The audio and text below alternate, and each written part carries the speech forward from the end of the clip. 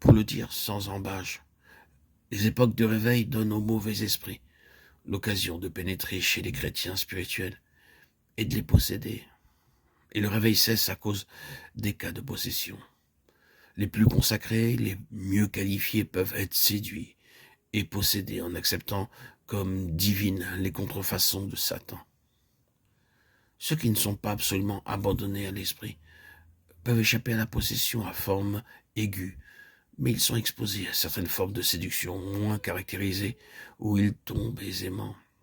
Par exemple, ce qu'on appelle l'esprit fanatique, ce fanatisme qui se développe toujours de façon plus ou moins accentuée après les réveils, résulte directement de l'action des mauvais esprits. Au début des réveils, les ignorants désirent être enseignés dans les choses de Dieu. Mais lorsqu'ils sont passés par leur expérience spirituelle, ils deviennent absolument réfractaires à tout conseil, à tout enseignement. La simplicité première fait place à une infaillibilité satanique ou à un esprit d'obstination.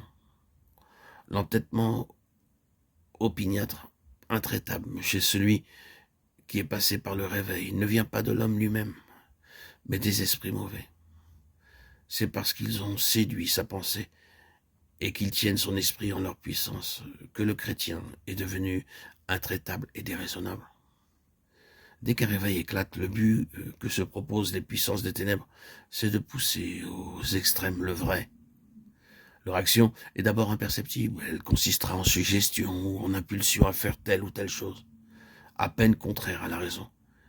Mais comme l'impulsion est suivie que la voix de la raison est ignorée, et même avec le temps réduite au silence, ceux qui sont ainsi séduits tombent par la suite dans l'extravagance et le fanatisme. Il arrive que leur jugement s'élève contre les actions déraisonnables qu'ils sont poussés à commettre et que leur raison proteste contre les choses qui leur sont commandées de façon surnaturelle. Et cependant, ils sont incapables de résister à cette force surnaturelle qui les contraint à l'action et qu'ils croient être divine. Tout ceci, et bien plus encore, tout ce dont nous sommes entretenus dans les précédents audios, et l'histoire des époques qui ont suivi les réveils de tous les temps nous montre que le réveil, sans une guerre acharnée contre Satan et les esprits mauvais, doit infailliblement aboutir en apparence à un échec partiel, à cause des contrefaçons de l'ennemi. L'Église a donc le plus grand besoin de lumière, le plus grand besoin d'être éclairée et conduite par ceux qui ont la connaissance et le discernement nécessaires pour s'opposer aux légions de Satan et démasquer leurs ruses. Elle a besoin de conducteurs capables de discerner les symptômes de séduction et possession pour résister aux puissances des ténèbres, capables d'enseigner comme se rapporte la victoire sur toute la puissance de l'ennemi.